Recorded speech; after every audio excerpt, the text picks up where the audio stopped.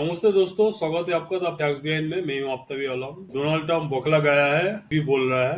आज एक press conference में बोला है कमिंग फ्राइडे हम जाएंगे पुतिन से मिलने रशिया में, लेकिन वो जाने वाला है अलास्का जो यूएस में है। मेरे साथ है अतुल। आपसे मेरा पहला क्वेश्चन ये रहेगा, जो वीडियो वायरल हुआ एग्जैक्टली वीडियो में था क्या?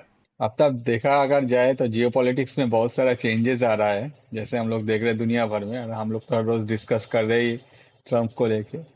तो ट्रम्प का जो डेटाबेस है ज्ञान का, उसको लेके अभी बहुत सारा क्वेश्चन अराइज हो रहा है। प्रेजेंटली ये जो वायरल वीडियो अभी जो आया है रिसेंटली, एक वीडियो आया है जिसमें हम लोग देख सकते हैं कि ट्रम्प अपनी तरफ से एक प्रेस कॉन्फ्रेंस कर रहे हैं, और उसमें उनका स्टेटमेंट है कि आने वाले फ्राइडे में वो रशिया जाएंगे और पुतिन के साथ मीट करेंगे रिगार्डिंग द यूक्रेन और रशिया वॉर जो भी चल रहा है इतना सालों से।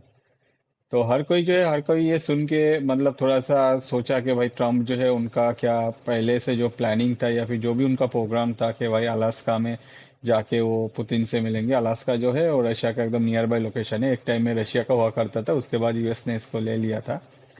तो हर कोई सोचा कि नहीं हो सकता है कि ट्रम्प रशिया के जो एग्जैक्ट रशिया है, मतलब रशिया के अंदर जाने वाले हैं, ऐसा कुछ कुछ चेंजेस आए। तो उसके बाद पता चला कि ट्रम्प अपने तरफ से ये जो स्टेटमेंट दिया है ये गलत दिया है।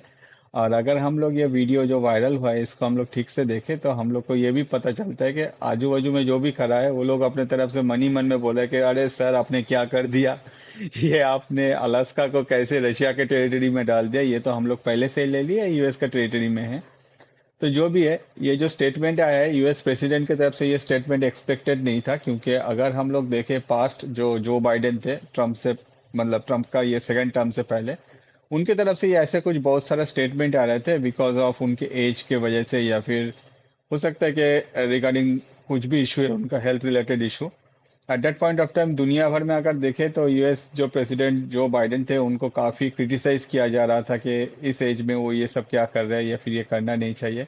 और प्रेजेंटली जब ट्रम्प इस तरह का स्टेटमेंट दे रहा है तो दुनिया में वो फिर से एक वायरल वीडियो तो बनने वाला ही था, वो फिर से वायरल हो गया है।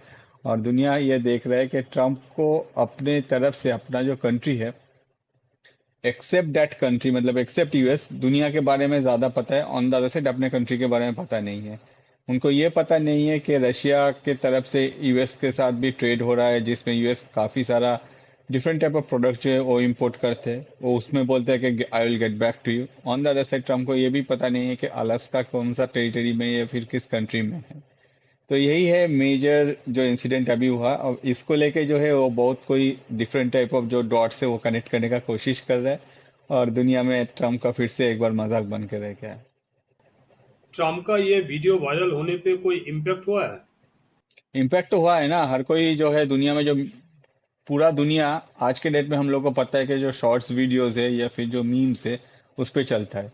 ये वीडियो वायरल होने के बाद डिफरेंट टाइप ऑफ जो मीडिया हाउसेस है या फिर हर कोई जो इस तरह का कुछ काम करता है, या फिर बहुत सारे यूट्यूबर्स है या फिर बहुत सारे क्रिएटर्स है डिफरेंट प्लेटफॉर्म में, वो अपने तरफ से इसको एक मजाक बना के हर कोई मजा ले रहा है।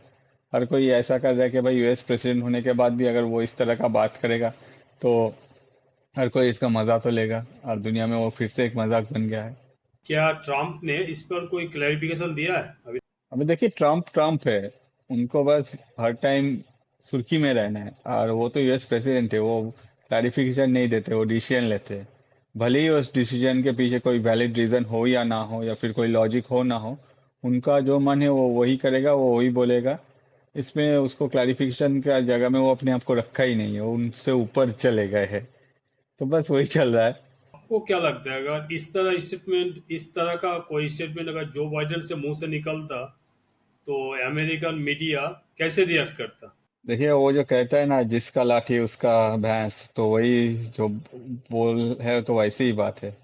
जो बाइडेन जब इलेक्शन के टाइम में जो बाइडेन की तरफ से भी डिफरेंट टाइप ऑफ स्टेटमेंट हम लोग देखे थे, हम लोग उसको डिस्कस भी किए थे। At that point of time जो मीडिया जिसको सपोर्ट कर रहा था, हम लोग हमेशा देखते हैं कि इलेक्शन के टाइम में ज्यादातर जो मीडिया है वो न्यूट्रल नहीं रहते, किसी ना किसी पार्टी को सपोर्ट करते हैं।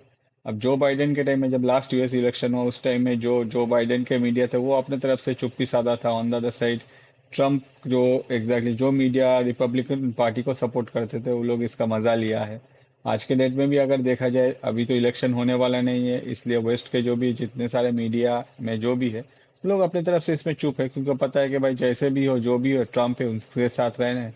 उसके खिलाफ अगर हम लोग कुछ ज्यादा बोलेंगे या फिर दिखाएंगे तो आगे जाके हम लोग के लिए ही प्रॉब्लम बन सकता है।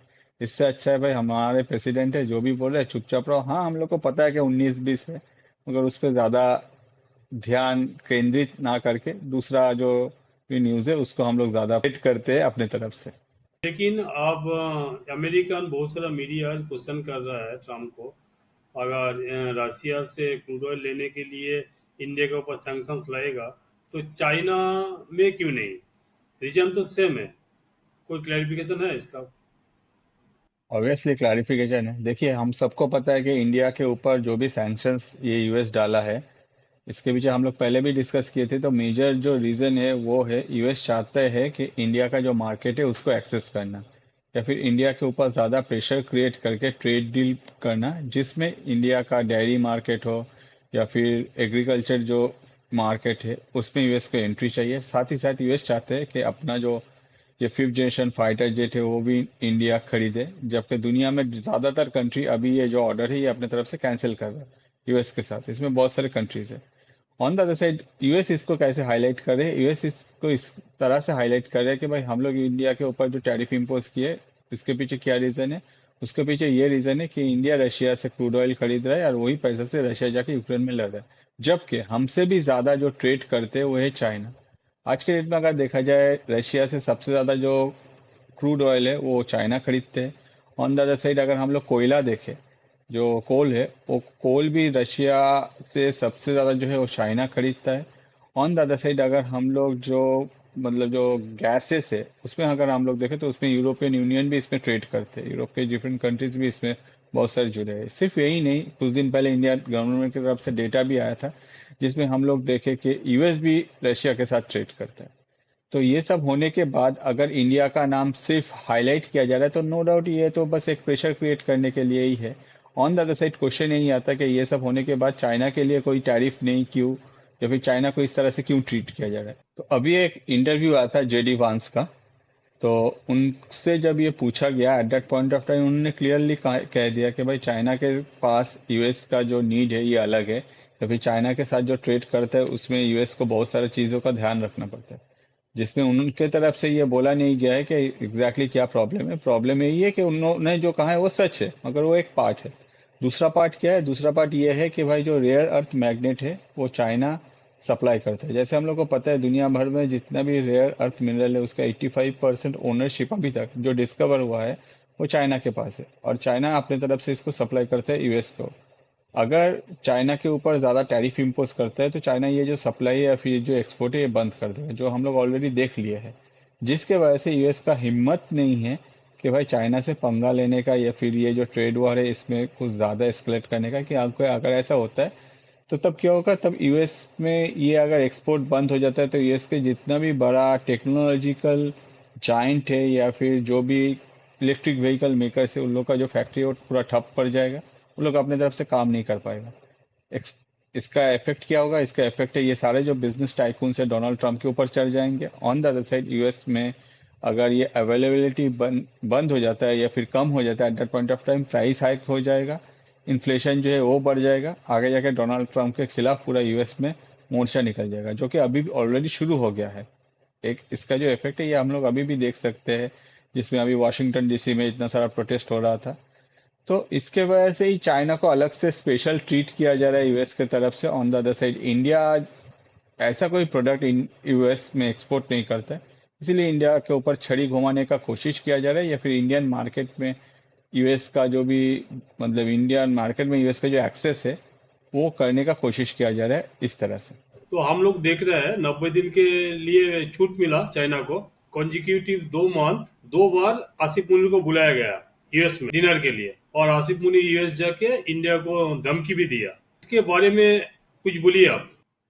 अब तक देखिए चाइना को किस लिए छूट दिया गया ये मैं आपको बता ही दिया हूँ, क्योंकि यूएस को पता है कि अगर ये रेयर अर्थ मैग्नेट का सप्लाई अगर बंद हो जाता है तो डोनाल्ड ट्रंप का जो कुर्सी है उसमें प्रॉब्लम आ सकता है। On the other side US में भी एक नेक्स्ट लेवल पे कुछ ना कुछ हम लोग को देखने को मिला, जो जिसका एक पार्ट ऑलरेडी यूएस में अभी भी चल रहा है। हो सकता है कि वेस्ट के जो मीडिया है वो अपनी तरफ से हाईलाइट नहीं कर रहा है।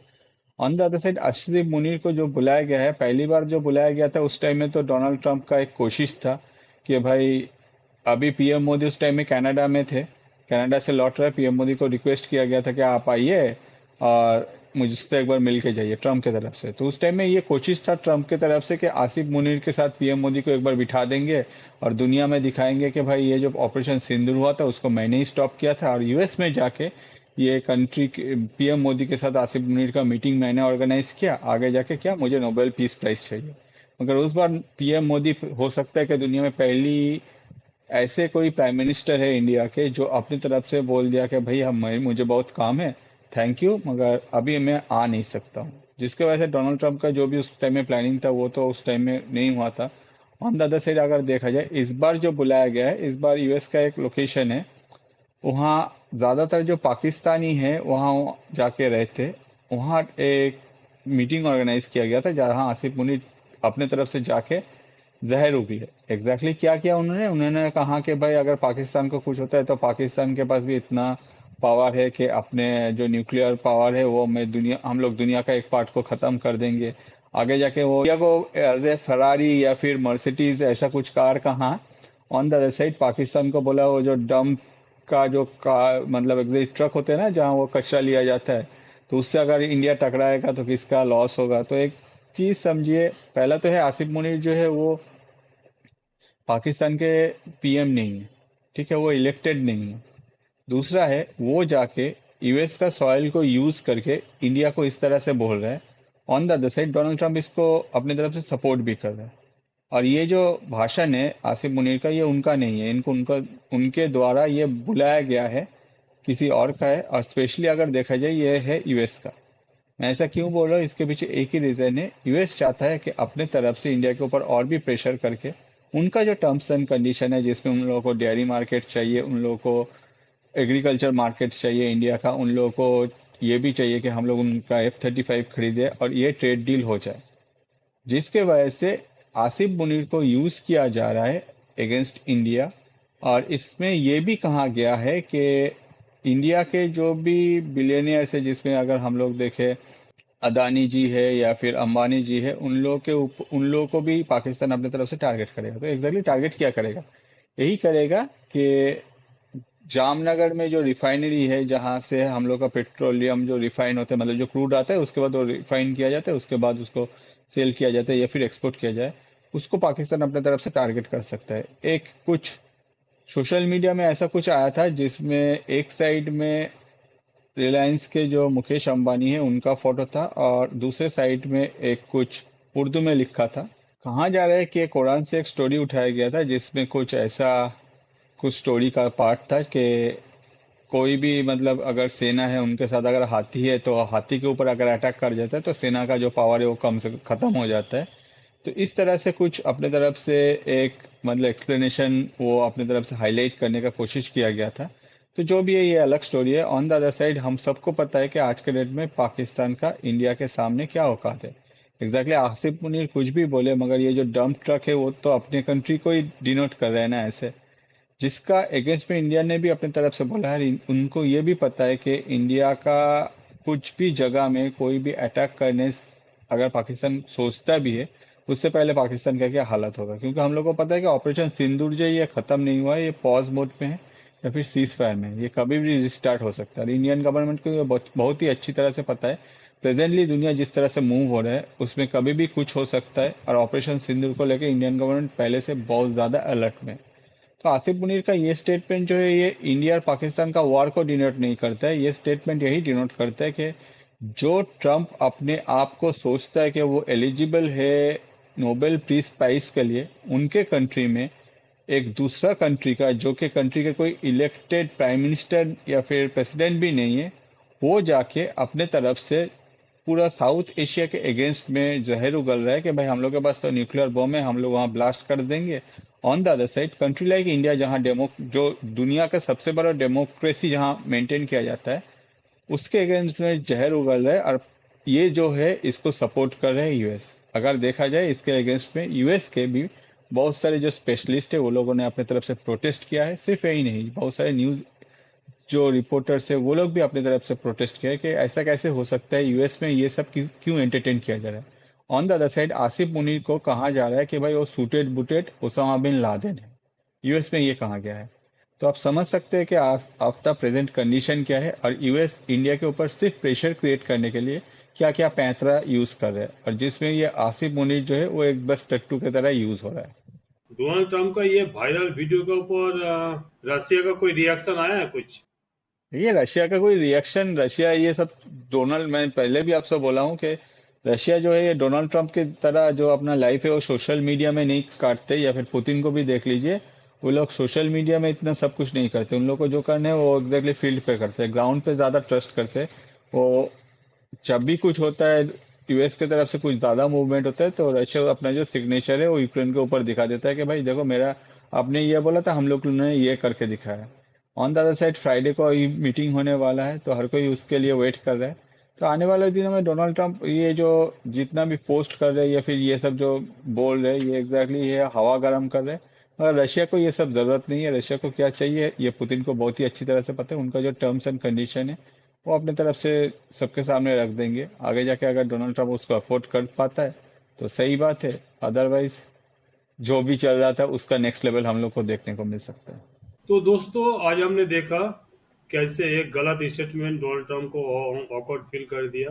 लोग कमेंट करके बताइए ये क्या डोनाल्ड ट्रंप जानबूझ के किया ना, इसके पीछे कोई राज है। और हम लोग का पॉडकास्ट अगर अच्छा लग रहा है तो लाइक शेयर सब्सक्राइब जरूर कीजिए। Thank you. जय हिंद। थैंक यू दोनों। जय हिंद आफ्ताब। Thank you.